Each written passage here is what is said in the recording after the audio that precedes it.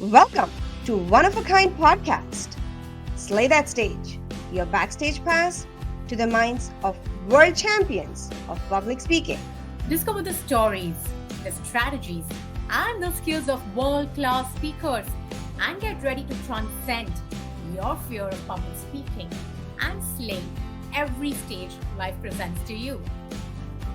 Hello, and welcome back to your own very podcast, Slay That Stage Champions Tour, with your host, Aisha Hussain. Do you know our guest today is a world champion of public speaking, 2001. But as a child, he was shy, quiet, and not so funny. But how did this shy boy went on to win the World Championship of Public Speaking? Not only that, he co-authored 2 books, 17 Minutes to Your Dream and Deliver Unforgettable Presentations. He also co-hosts the podcast called Unforgettable Presentations. Why not ask the man himself, Darren LaCroix? Darren LaCroix, welcome to the show. Good morning, or good afternoon, or good whenever you're watching this. First, thank you so much for joining our show. I'm sure the audience are in for a treat and they will learn from your experiences. But before we move on to this, something burning in the question. How did that shy kid went on to win that championship? Can you tell us a little bit of your journey? Yeah, the biggest change became from a challenge and a tragedy. So I had dreamed of being funny when I was a child. I loved watching people laugh. I loved seeing my cousin who could, he was the class clown of our family, who he could get everybody laughing and enjoy. And I remember as a child, I just admired that what he said and how he said it could change a room, change the emotions of everyone around you, seeing them laugh. My aunts are twins and they actually laugh in harmony. So when they laugh, it's like, waff, waff, waff, like you can't not laugh. Well, I love that. But then I tried to make people laugh and I hushed my own family. So I was told that's not your thing. That's not your lane. You'd find something else. And so growing up, I was quiet and shy, but I found I had a passion and a love for business. And so I went to business school. I did what I was told. And after I came out, I bought a Subway franchise. The only way I could get a loan for a business was with a franchise because it had a success track record. And back then, this was in the 1991. Back then, Subway had a 98% success rate. So I thought I was going to be a multi-millionaire and own all of these shops. And about a year and a half later, I had to sell it at a loss. And I was devastated. I was down and I was depressed. And so one of my friends gave me a motivational tape of a man named Brian Tracy. And driving down the road, I'm listening to it. And he says, "What would you dare to dream if you knew you wouldn't fail?" And I all of a sudden, boom, the idea of becoming a comedian popped into my head. And I hadn't thought about that in years. But it was the question that got me to reconsider. I have nothing to lose now. I'm living at home with my parents. I'm now deeply in debt. Why not? Why not try it once? So it wasn't a dream at that point. It was just, why not try it once? I could live with bombing. I couldn't live with the regret of wondering, what if Brian Tracy was right? So I didn't know what to do. I listened to these tapes. They said, go to people who are the best. They think differently. Just like you're doing this podcast with my friends and colleagues, the other world champions, we think differently, but that came from experience. It's not like we were born that way. We were sponges. We made mistakes. We learned from it. We made mistakes, but we too went to people who are the best. So I didn't know any comedians. So I went into a little comedy club. And after the show, I walked up to a comedian and said, "Hi, my name is Darren. I want to try this. What do I need to do?" And he said, "Are you funny?" I said, "No." He said, "Good." Like, good? What do you mean good? He went on to explain that people who are naturally funny, that's one skill set. But if you took that naturally funny person and put them in front of 100 strangers, they couldn't make them laugh. That's a different skill set. But then he said, but that one can be learned. Learned? And he handed me an ounce of hope. So for everyone, like whatever it is you want to be great at, whether it's speaking or climbing mountains or being the best mom or dad ever, like you can learn it. Even if you weren't given those gifts, you can learn it. And so he said two things: go get the book. Like, book? There's a book about stand-up comedy? Of course, there's books about everything, but I wasn't thinking that way. Right. And he said, number two, you need to go to open mic night and watch other amateurs just starting out. Well, that was a big aha, because a lot of us play that comparison game and we compare our journey to someone else's. And usually we're comparing our beginning to their ending or their mastering, which is not fair. Even if it's somebody at the same level, we have different insecurities. We have different beliefs that we're struggling with. So thank goodness you gave me that advice. I went and got the book. Whatever it is you wish to master, go get the book. And this is metaphorical as well as physical. Get the book, meaning find the process that someone else has put together to give you a strong path, a clear path. And so I got the book. I read the book. I didn't know how to be funny. I didn't know what comedians did. So it gave me exercises to go through. And I'm sure you remember, and if you're watching this, if you've seen my championship speech, it's on YouTube. I tell a joke about that subway failure.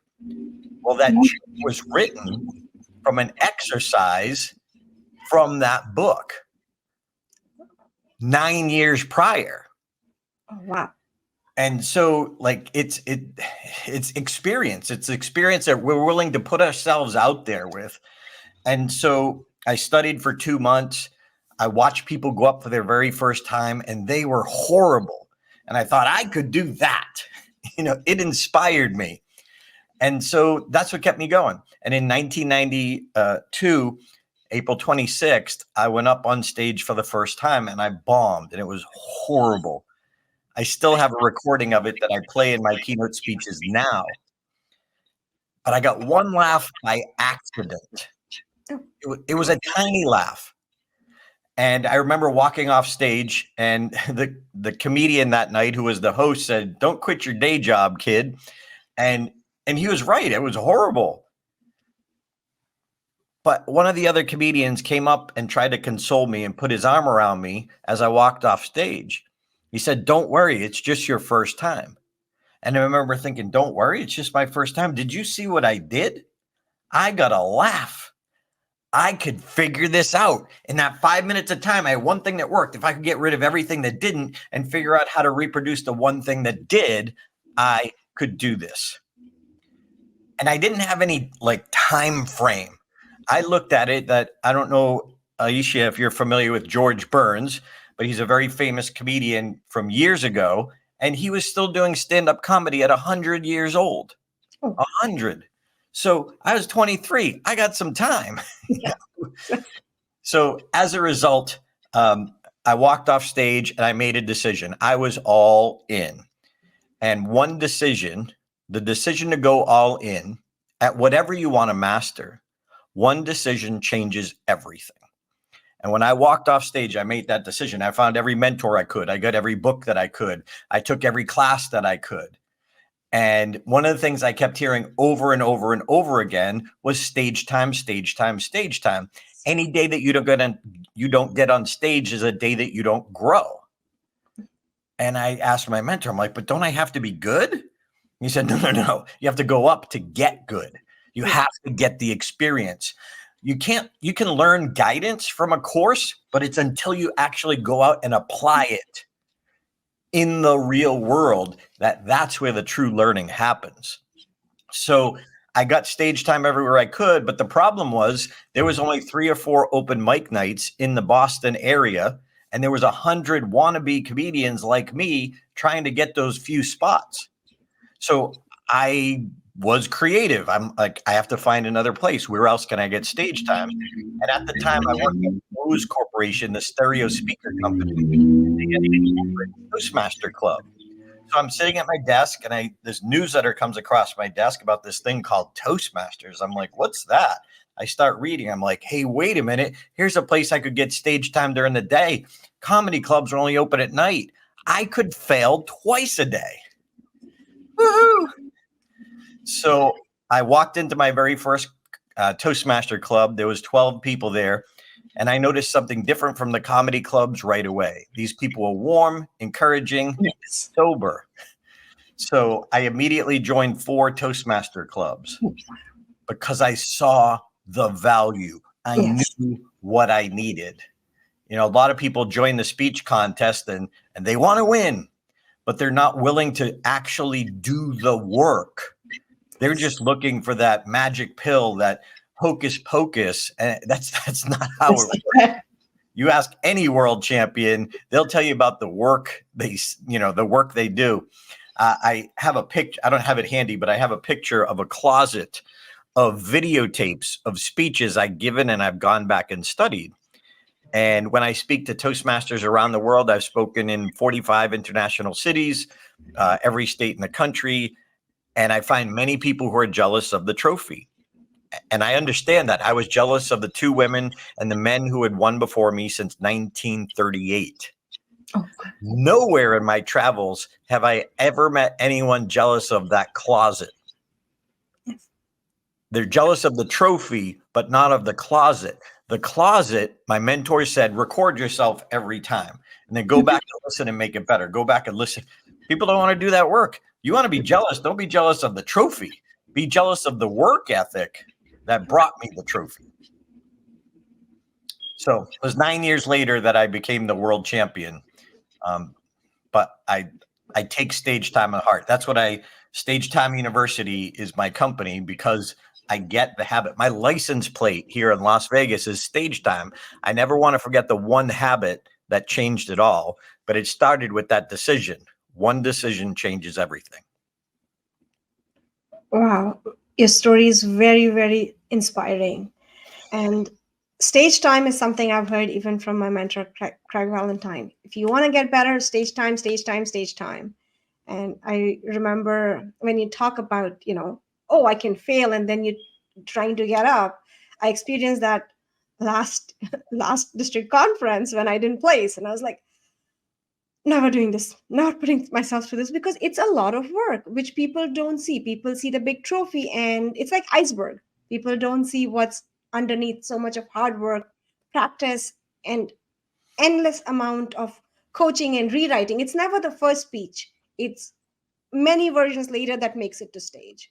Mm-hmm. And so I can totally relate to what you're saying, but I also realized right now you said that you were also maintaining your day job.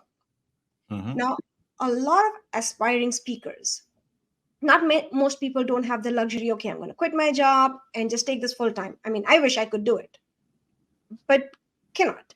So, my here's question: how do you balance that? And what advice you would give to the new speakers and say, hey, this is the magic pill, this is how you balance it?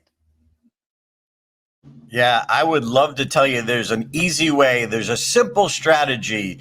The strategy is all in. The strategy is you still have responsibilities, but guess what? That's going to be the rest of your life. As you get older, you're going to have children. You're going to have mom and dad, like at the stage of life I'm in, the mom and dad that you have to take care of. There's always going to be some priority.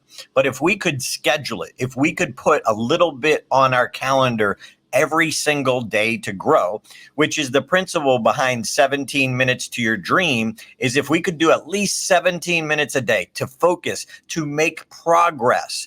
When I did that myself, working on my next big, crazy, ridiculous dream, I pulled out my phone, I put it on the timer, I shut everything else off, and I hit go. And I timed myself that I would do at least 17 minutes a day. And my goal is to get caught up in it and do more. Now, that could be read an article, take a class, work on your speech, brainstorm with a friend for new ideas for stories, get coaching. So there's something you could do every single day. But here's the problem I see. And Aisha, I apologize. The street sweeper just went by my window, so I was trying to talk over it. But that's real life. Real life happens. And we have to go on despite that. Because everyone who's been a champion, there's some story, there's 12 stories behind what they had to do. So if you ask any of us, which you are asking us, we all have our own challenges. But I believe if you looked into each of us, you would find out we made that decision. This is what I want to do. I want to serve my audiences. I want to do this for a living. And those of you who are Toastmasters, please, please, please think beyond Toastmasters. The speech contest is just a way to work on your speech that you could tell on many stages. It could be a TEDx speech. And one question I have for your next guest, Mark Brown, is what did Mark Brown do with his 7-minute speech? It's amazing. Dhananjaya Hararachi, he took a TEDx speech and turned it into a Toastmaster speech. So don't compete for a trophy. No one has ever hired me because of a 35-pound piece of lucite I have over in my office, just off camera, over there. Boom. Nobody ever hired me for that. They hired me because of my skills, because of my demo video. Well, the demo video is good because my skills are good. The skills are good is because I compete to grow. That way you never lose. If you compete for a trophy, you might get first, second, or not even place. Yeah. But if you compete to grow, that you're better because you went all in. I promise you won't regret it because those skills, that experience, your kids are watching, your grandkids are watching. They're watching how hard you work. Yeah, they hear what you say, what we should do, but they learn from what you're doing. Stretch yourself, strive. No, I couldn't agree more. And again, as you said, trophies are not going to take you there. It's about growth. What helped me bounce back actually from not placing at district was one of my mentors, Grant Bouchard, had said, you don't compete with others, you're competing with yourself. So, Aisha, from your humorous speech last year to your international speech this year at district level, as a speaker, did you grow? And I was like, immensely. Like, you have already won. Exactly. And so that's why I was like, okay, I'm going to do it again. And after coaching with Craig and also becoming a certified coach myself, I learned the art of storytelling differently. I mean, as a kid, I always thought of wanting to be a speaker, practiced myself in front of the mirror in the bathroom, never thought it to be a career because, I mean, it was coming from India 30 years back. A woman, nobody thinks of that career. It was like doctor, teacher, or, finance, something like that. But this has always been my dream. So when I met Craig, and that was like, oh, I want to do what he does. I saw Verdi at a district conference, and I was like, oh my God, that is awesome. So, and then that's why I started watching all the champions. I saw yours, Lance, Cyril's, and these were so inspiring. And I was like, I want to do that because I have a message. And I'm sure as speakers, we all start off with trophy is a bonus, not gonna lie. I mean, it's fancy bonus. It's very, very amazing, rewarding, and a lot of hard work. But something Craig says that touched me so much was I'm looking to touch lives. And that's what I noticed even in your speeches and all the work that I follow you on LinkedIn. It's where you're touching lives. So I want to ask you, what inspires you to say that this is the message I'm going to take you today? I'm an empath, so I pay attention to my feelings and I pray. I ask for guidance and I try to go, what's most important to me today? When you get to speak to Mark Brown next time, when I was working on my championship speech, Mark had asked me a question because I competed to grow.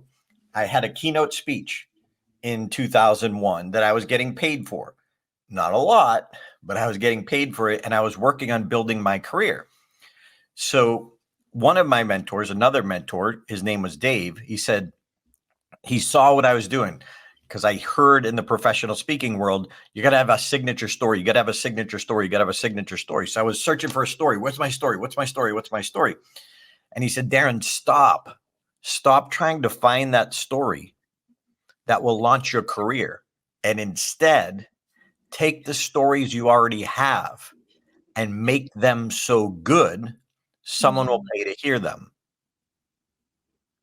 That was a big aha. I didn't know. As a world-class coach yourself, you know there's certain things you look for as a coach. Yes. I didn't know. A lot of us didn't know. So how are you going to know? Well, find out. Get a coach. Find a coach. So what he was telling me was to take the stories I had and work on them to improve them. So let's just say on a scale of 1 at the bottom to 10 at the top, let's just say my keynote at that time in 2001 was about a 5. Well, and by the way, I ignored my mentor's advice for 2 years, and then he passed away, and that got me to revisit it. And when I saw the flyer for the contest come across my desk, now, look, this goes back to your thing. How do you juggle dreams and day jobs? They actually wrote an article about people who worked at Bose and had day jobs that they were pursuing dreams they were pursuing outside of their day job. They wrote an article about it. And so it's not easy. It is a struggle. But if you do a little bit every day, not every other day. So I lost my train of thought, but I pulled a story out of my keynote, put it in the Toastmaster format, and worked on it with my whole goal to put it back in the keynote in an improved format. So I was not competing to win a trophy. I was competing to improve my speech that I was getting paid for. So in the old days, you had to have 3 different speeches. So my district speech was my first time on stage story. My semifinal speech, back then it was called regionals, that one was my RMT, or my valet story. So I pulled that out. But then once I got to the championship level and started working with Mark Brown, who you'll meet next episode, I didn't have any stories that would fit the Toastmaster format. So think about this. This was what I got lost on earlier. I'm working my day job. I'm marketing myself every waking moment, and I'm speaking everywhere I can, anywhere I can, for free or for a fee. So the one thing I wasn't doing was working on my craft, working on improving my stories. So when the contest came around, I was like, well, competition would get me to do what I should be doing anyway, which is working on improving my stories. So again, think beyond the contest. So going back to when I started working with Mark, I only had 2 stories that would fit the Toastmaster format. So now going to the World Championship, I had to come up with a new speech, but now I didn't have any basis to work with. And here's what Mark asked me. He said, first question, he said, choose a child in your life. I don't have any children. So I chose my eldest nephew, Michael.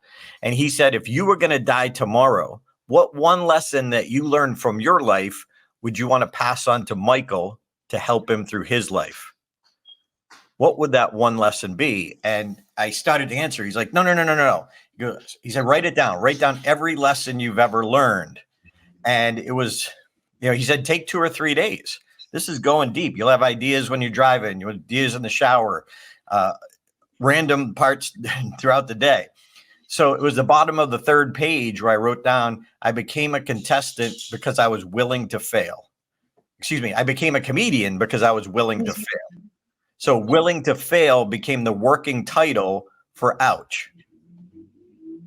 So that's kind of where it started. So had Mark not asked me that question and forced me to go deeper, everybody asks us, what's the winning formula? I don't know. I don't know your life. That's why the power of a great coach to go into your life and pull out the gold that's in there. Just like in the book that I went through, Judy Carter, she pulled out the joke of the Subway franchise that was in me the whole time. So we need that guidance if we truly are all in. That was powerful. Um, and your question have made me now to think that what is one message I would like to pass on to my kid? Um, Something to think on. Yep. But Well, that um, helps you figure out what's in your heart. We have a coach in Stage Time. Her name is Jennifer Leone. And she says a good coach and your duty to yourself is to find the fire in your belly. mm, Find that thing that you care about so much that you don't care if you're perfect. You don't care if you have a pimple on your face. You have people in front of you who want and need your advice. They need your experience. They may not even know it, but when they're open to it and we are real and go deep in ourselves, we each have our own story. We each have our own gold that's inside of us. And as your friend and mentor Craig Valentine says, sometimes we have to go to that place where we don't want to go to. That's where the gold is. wow. So now that you've got me thinking deep and you're saying that we need to bring the real self to the stage, how do you decide how much real to bring it on the stage? Because most people don't want to bring 100%. And again, talking from a keynote speak or contest, you have a time limit to wrap that story in. How much of percentage of your real life authenticity you should bring it to the stage so that you can connect to the audience? Well, and that's why you got to get clear on what's your message. I see so many Toastmaster speeches with 3 or 4 messages, and they're all good messages. But if you only got 5 minutes, you only have time for one message to go deep enough to stick. If you have more messages, then you start working on your keynote. But right now, you got one message. And what is that? And one of the things we see all the time is that people don't get clear enough on the message. They start writing the speech. It's like driving around and without putting in the address of your destination into your GPS. Yeah, you can drive around, but you ain't going to get there and you'll confuse your audience. So we've got to get super clear. And one of the ways we suggest is to test your little theory. Are you clear? Well, deliver your speech to go to another Toastmaster club virtually and deliver your speech and ask them without leading the witness, what was my message? And listen, if 60% of them aren't saying the exact thing you want us to, you're just not clear yet. It's okay.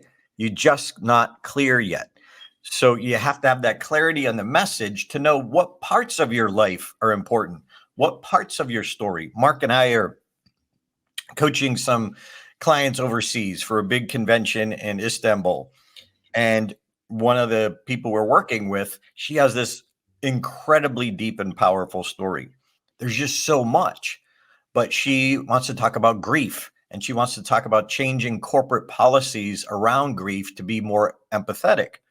And so she had this 40-minute story that we got to get down to 5 minutes.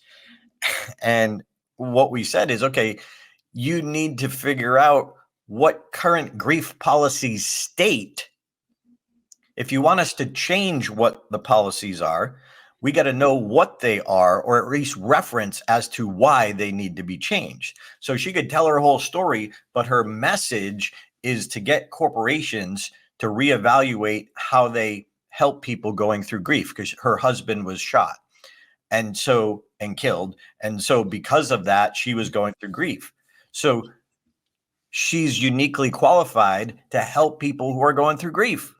But corporate policies aren't very empathetic. They don't understand grief. So one of this was just yesterday, one of the things that we told her she needed to do was find some verbiage in current policies that are maybe universal in a lot of corporations, how they handle grief.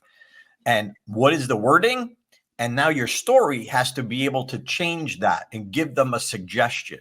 So no matter whether you're a corporate presenter, or Toastmaster, TEDx talk, TEDx, one idea, an idea worth spreading.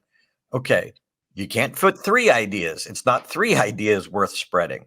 So clarity, clarity, clarity.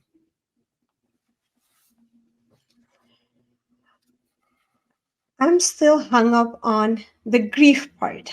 And I've seen a lot of speakers bring out the emotional stories and they talk about grief. From all your years of experience, I want to know how important it is to lift your audience after sharing a grief or a sad story, because I I've heard where it's coming out of a presentation, that was deep. Do you want to hear that, or do you want to be able to lift your audience after that, and how important that is? Well, we can't leave the audience down. And I've seen a lot of people do that. And so, two ideas. One, this comes from a man named Frank King. He's a friend, he's a comedian, and he's given 11 TEDx talks. And he talks about suicide, a comedian talking about suicide. One of the secrets I learned from him, and we had him on our podcast. You might check out that episode, Unforgettable Presentations Podcast with Frank King. You can find it on YouTube or any platform. But he talks about the insensitive things that naive people say to us when we're going through this. They mean well, but they ask an insensitive question. And that is an opportunity for some levity just from the human condition and the human side. He had one of his friends come up to him after because he talks about tasting the barrel of a gun.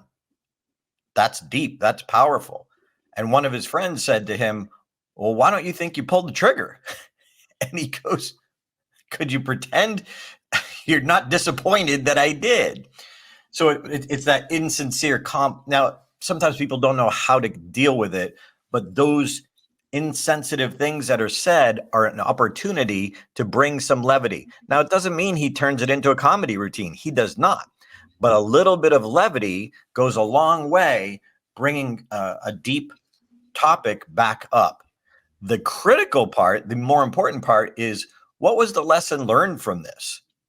So we don't tell it because of the depth of it. We tell it because of the lesson we've learned. So it's okay to go deep. It's okay to go powerful. But how are you different? How are you better because you had that experience? So that's how you lift us up. You bring us back to the lesson learned. If there's no lesson learned, there's, if his message was don't leave bullets in the house, well, that's not really a lesson learned. But what he says and what he talks about brings us back. And at the end of his speech, great call to action. He said, look, if you've ever had these thoughts, come talk to me, like right now. Like, brilliant. Because now someone having the suicidal thoughts can come talk to somebody who's had them for many years and knows how to cope with them. I couldn't help someone with that. I would send them to Frank. So we have to understand, again, where's the gold? His gold is in his experience. But when we bring, when we have a death, like that's, that we've all had it, we've all experienced it. But how are you better because of that? And that's one simple, short, specific answer that I could give you for that question is to how are you better because of that experience? Now, the experience could not make you better. Okay, well, then you're not ready to tell that speech yet. Go learn the lesson, and then you could come tell that story. So it's how we improved because of that experience.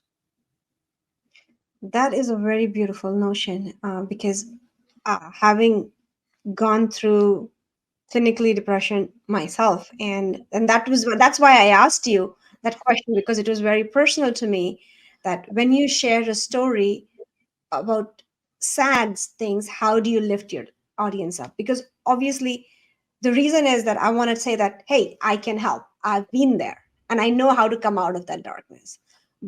But that was a very, very beautiful notion, that how has it made you better? And that's what I want to take with.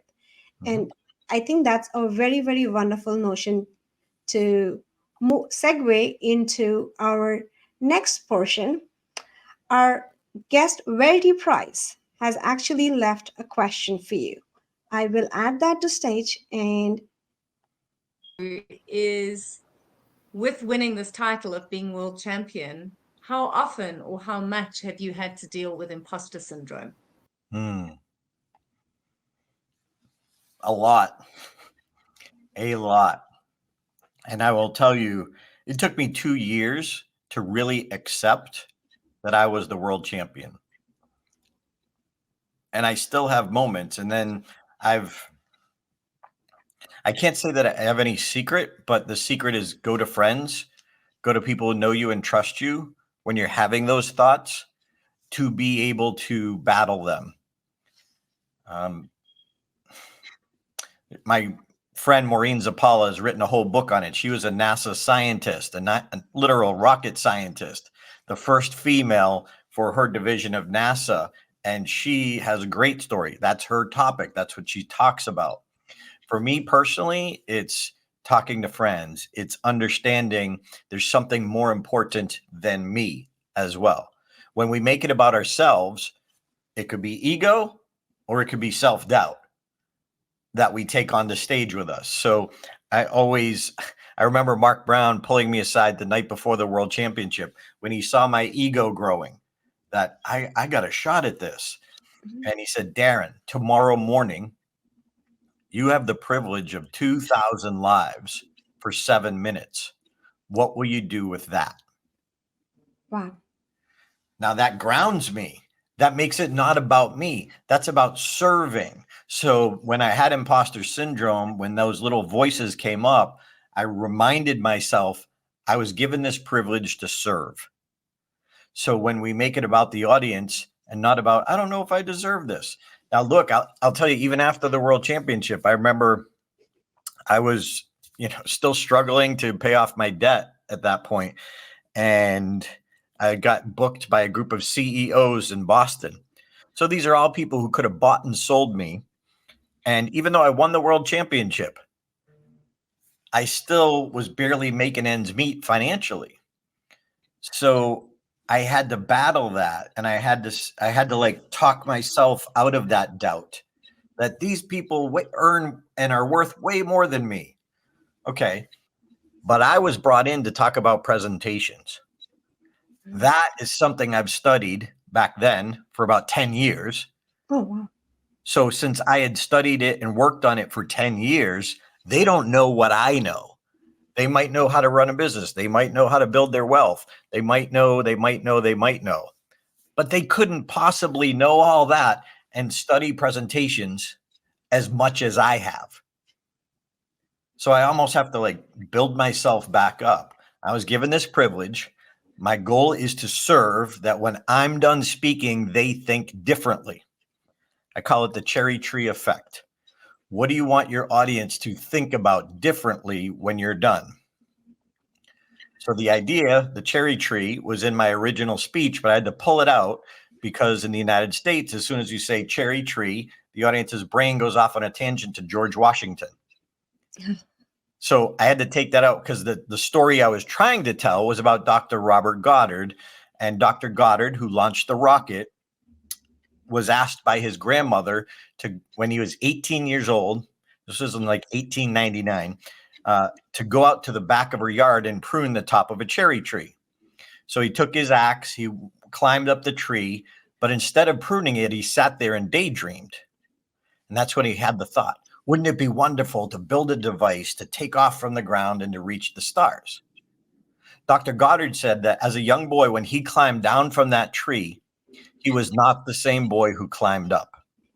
He was different because of that thought.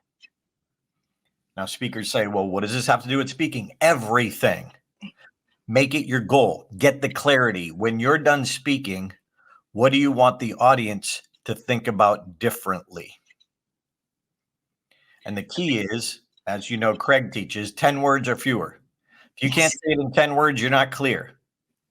Once Yep. you get to 10 words, okay, now we've got to deliver that through the course of your speech. But clarity, clarity, clarity. How do I want my audience to think about differently when I'm done? How do I want the audience to think differently? That is a big takeaway for our audience and our new aspiring speakers. What do you want your audience to think differently after you've presented? Mhm. Thank you, Darren. That was a wonderful time. And thank you. And to our audience, that's a wrap for this episode. If you want more, Go get the 2 books.